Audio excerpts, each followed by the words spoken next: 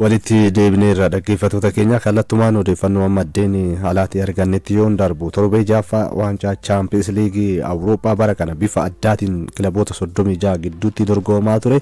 Kaleessa taphoonni gara 6 ta'an taphatamaniiru. Keessumattuu tapha cimaa dorgommichaan Real Madrid goolii 3 fi 2 Atalanta mo'ateera. Tapha cimaa kanaan kan Champions League Awurooppaa jedhame edda jechuudha. Real Madrid taphoota 5 keessaa 3 mo'amuudhaan yaaddoo keessa ta'uudhaan Atalanta bara kana ga'umsa olaanaa irratti argamu waliin kan inni taphate ta'us garuu shaampiyooniin dorgommichaa yeroo 15 ga'umsa sadarkaa Awurooppaatti abbaa milkii ta'uusaa ittiin mirkaneesse waliin injifateera. Kaleessa goolii daqiiqaa 10 irratti Kylian Mbappé galcheen dursaa ture Real Madrid jechuudha. Boqonnaa ba'uudhaaf daqiiqaan 45 xumuramee daqiiqaa dabalataa irratti ammoo Atalantaan keessumattuu balleessaa Tchouaméniin hojjeteen peenaalitii argateeti kan inni ture. Kanaanis ammoo bara kana kilabicha keessatti ga'umsa addaa irratti kan argamu goolii 6ffaadha kaleessa kan inni galche. Taphataan kun Charles D Catelares taphataan jedhamu goolii galcheeni kan isaan goolii tokko qixa boqonnaa baanii boqonnaa boodas Real Madrid dafee gara taphaatti kan inni deebi'e. Daqiiqaa 3 keessatti goolii 2 galchuudhaan 3 fi 1 dursaadha ture. Daqiiqaa 56ffaa irratti Vinicius Junior, daqiiqaa 59ffaa irratti ammoo Jude Bellingham gooliiwwan 2 walitti aansanii galchanii Real Madrid onnee itti horanii turan. Bara kana dorgommichaan yeroo jalqabaatiif kan mo'ame Atalanta ammoo daqiiqaa 65ffaa irratti Admola Lokman goolii galcheeni taphatti deebisuudhaaf yaalanis hin milkoofne fi Real Madrid taphicha injifachuu isaatiin amma qabxiisa 9 gaatee tarii abdii gara marsaa kilaboota 16 keessa seenuudhaaf qabu itti haaromfateera jechuun ni danda'ama. Kylian Mbappé bara kana egaa Real Madrid keessatti akka bara PSG keessatti hin beekamu san ta'aa fi hin jiru. Haa ta'uti waliigalaan bara kana goolii 12ffaadha dorgommii hundumaa kan inni bara kana galche.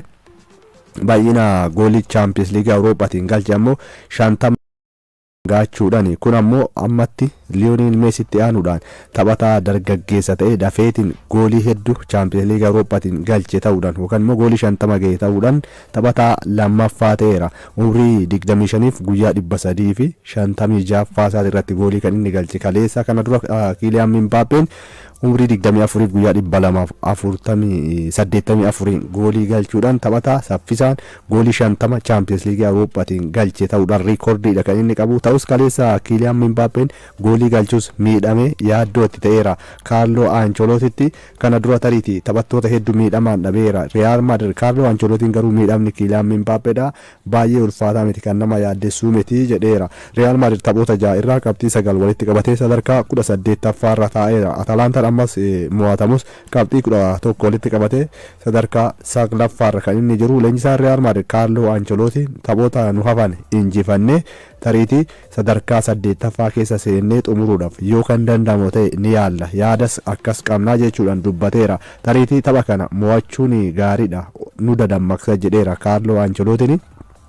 Kana Atalanta ammoo Gianpiero Gasperini ga'umsa taphattoonni koo mul'isanitti booneera. Kilaba yeroo 15 Champions League Awurooppaa kana fudhate waliin taphanne yeroo jalqabaatiif mo'amnus taphattoonni koo carraa uumaniiru yeroo baay'ee deddeebiidhaan yaalaniiru jechuudhaan tapha kaleessaa kana mo'amanillee gaabbii akka hin qabne kan isaanii dubbatan. Tapha biraatiin kaleessuma Liverpool injifannoo harka 100 Champions League Awurooppaatiin galmeessaa jiru itti fufeera. Dirreedha dhala gara Spain imaluudhaan Girona waliin kan taphate Liverpool goolii 1-0dhaan kan inni mo'ate. Tapha kanaan keessumattuu Liverpool goolii galchuudhaaf ittiin qoramee ture jechuun ni danda'ama. Daqiiqaa 69ffaa irratti peenaaltii argatanii Mohamed Salah galcheeti Liverpool 1-0dhaan kan inni mo'ate. Gama Gironaatiin yaaliiwwan ciccimoo taasisanii turan goolii eegan Liverpool Alisson Becker garuu miidhamarraa itti tapha deebi'e kanaan yaaliiwwan kanneen taphattoota Gironaadhaa jalaa qoluudhaan ga'ee olaanaa baateera. Taphoota Champions League Awurooppaa 6 hundumaa kan mo'ate Liverpool amma dursee marsaa mo'atanii darbuutiif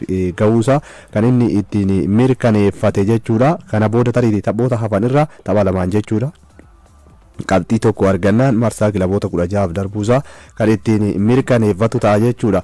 Peenaalitii tokko kan kaleessa galche Mohaammed Salaan bara kana dorgommii hundumaan taphoota 22 goolii 16 kan inni galche. As dhiyeenya taphoota 6 ammoo goolii 7ffaa galchuudhaan Liverpool keessatti imala olaanaa baataa jiraachuusaa kan inni ittiin mirkaneesse. Waliigalaan Champions League Awurooppaatiin goolii 46ffaa galche. Arne Slot bara kana Liverpool kilaba itti hin bu'amne ta'uusaa mirkaneessaniiru. Dorgommii hundumaan erga Nottingham Forest mo'atamanii Liverpool kilabni mo'achuu danda'u hin argamne. Tapha cimaa biraatiin Bayer Areenatti jechuudha. Bayer Leverkusen goolii 1-0dhaan Inter Milan mo'ateera. Tapha cimaa kanaan keessumattuu hanga daqiiqaan 90 ga'utti goolii walirratti galchuu hin dandeenye. Tapha kanaan Inter Milan kilaba bara kana ittiin beekamnu hin turre rakkataadha kan inni ture. Daqiiqaan 90 hanga ga'utti goolii tokkollee walirratti galchuu hin dandeenye. Daqiiqaa 90ffaa irratti taphataan sarara ittisaa lammii Koongoo fi akkasuma lammii Firaansi kan qabu Noordii Mukiyaale gooliin inni galche Bayer Leverkusen akka injifatuuf gargaareera. Tapha kaleessaa kanaan Inter Milan baay'ee itti qoramee ture jechuun ni danda'ama. Kubbaa kallattii takkaallee kan sirrii gara goolitti hin yaalle Inter Milan tapha kanaan gareen Xavi Alonsoodhaan leenjuu Bayer Leverkusen ammoo yeroo 17 kubbaa gara goolitti yaaleera. Kana keessaa 5 kallattii sirrii kan eeggatte ture. Taphoota 5 darban goolii kan hin keessummeessin Inter Milan kaleessa yeroo jalqabaatiif kan inni mo'ame goolii jalqabaas dorgommii Champions League Awurooppaa kanaan bara kana kan inni keessummeesse. Bayer Leverkusen amma qabxii 13 walitti qabate Liverpoolitti aanuudhaan sadarkaa lammaffaarra ta'eera. Xavi Alonso ammoo garee cimaa waliin taphannee ga'umsa olaanaa mul'ifnee injifachuu keenyatti booneeraa jechuudhaan tapha kanaan kan inni dubbate jechuudha. Simone Inzaghi ammoo dhugumatti garee cimaa Awurooppaa waliin taphannee mo'amne jechuudhaan haalaniiru. Tapha kaleessaa kanaan ga'umsi isaanii laafaa ta'uu haala garee cimaadhaan mo'amuu isaaniiti. Tapha kaleessaan hedduu kan isaan ittiin qoraman. Tapha biraatiin Aston Villaan goolii 3-2 RB Leipzig injifachuudhaan ga'umsa Champions League Awurooppaatiin agarsiisaa jiru itti fufeera. Carraa marsaa 16tti darbuuf qabulleen bal'ifateera. Gareen Unai Emerytiin leenjuu Villaan jechuudha. Daqiiqaa 3ffaa irratti John Magani goolii galcheen kan inni dursaa ture. Daqiiqaa 27ffaa irratti ammoo Lewis Opendaan goolii galcheen RB Leipzig kan isaan itti qixxeessanii boqonnaa ba'anii. Boqonnaa booda John Duran goolii lammaffaa Aston Villaadhaa kan inni galche. Haa ta'uti Christopher Baumgartner taphataan jedhamu goolii ittiin kan inni RB Leipzig ittiin qixxeesse. Taphichi xumuramuudhaaf yeroo daqiiqaa 83ffaa irratti jijjiiramee kan seene Ross Barkley seenee daqiiqaa lamaan booda daqiiqaa 85ffaa irratti goolii injifannoo Aston Villa galchee Villaan 3-2 mo'ate amma sadarkaa 3ffaa irratti ol siqeera. Champions League Awurooppaatiin taphoota 4 mo'ate tokkoon qixa ba'uudhaan tokkoon qofa mo'ame. Aston Villaan bara kana Champions League Awurooppaatiin Bayern Munich goolii 5-1 Shakhtar Donetsk mo'ateera. Tapha kaleessaa kanaanii Mikael Olisen goolii 2 taphaaf peenaalitiidhaan kan inni galche. Jamal Musiala, Thomas Muller, Konrad Laimer gooliiwwan tokko Bayern Munich kiif galchaniiru. PSG 3-0dhaan Red Bull Salzburg kan inni mo'ate. Goncalo Ramos, Nunes Mendes fi akkasuma Dizer Douai goolii tokko PSG dhaaf kan isaan galchan. Club Brugge 3-1 Sporting Lisbon injifateera. Sporting Lisbon erga Ruben Amorim kilabicha gadi lakkisanii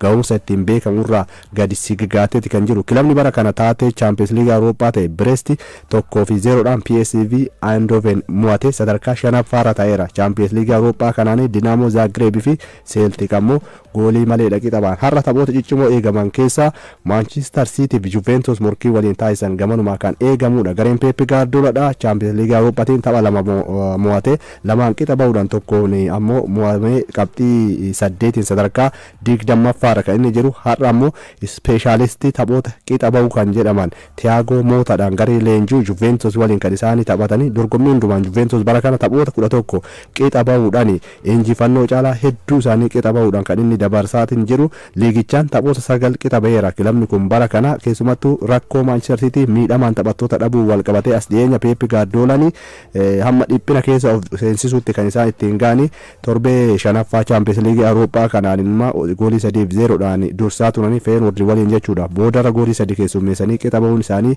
ni yaadatama. Pep Guardiolaan garuu har'a tapha kana injifachuu qophoofneerra jedhaniiru. Haa ta'uti riikoordiin isaanii Juventus irratti qaban yookiin Manchester City Juventus irratti qabu laafadha. Taphoota 3 darbaniin Juventus lamaan mo'ate tokkoon qixa ba'uudhaan riikoordiidha kan inni Manchester City irratti qabu. Kilaboota England waliin taphoota 5 darbaniin Juventus hin mo'atamne. Tapha kanaan Phil Foden shaakala hojjeteera. Matteo Kovacic shaakala hojjetus akka hin taphanne beekameeti kan isaan jirani. Tapha kana OBN kallattiidhaan kan isin biraan ga'u ta'a jechuudha karaa reediyootiin. Arsenal Monaco waliin morkiin taasisanis gamanumaa kan eegamu qabxii 10 kan qaban kilaboonni kunneen lamaan sumattuu sadarkaa kurnaffaa fi 11ffaa irra taa'aniiru gooliidhaan wal caalanii. Arsenal kurnaffaa, Monacoon ammoo sadarkaa 11ffaa irra taa'eera. Har'a kan injifatan yoo ta'e kareetii sadarkaa 8ffaa keessa seenanii xumuruudhaaf morkii taasisan waan ta'eef gamanumaa gareen Mikel Arteetadha.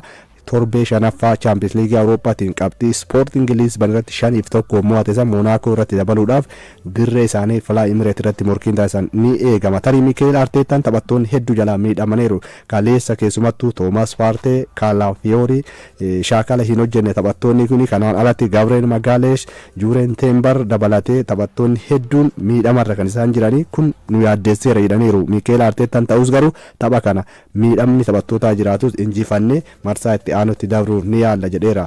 Mikel Arteetaan Barcelonaan Borussia Dortmund waliin morkiin taasisan gamanumaa kan eegamudha. Champions League Awurooppaa kanaan Atletico Madrid, Slavan Bratislava waliin akkasuma immoo AC Milan, Red Star Belgrade waliin taphoota Champions League Awurooppaa har'a taphatamanidha. Odeeffannoo ispoortii kanaaf qabatee xumureera. Qophiileen OBN kan birootiin fuusaa waliin turtii gaarii.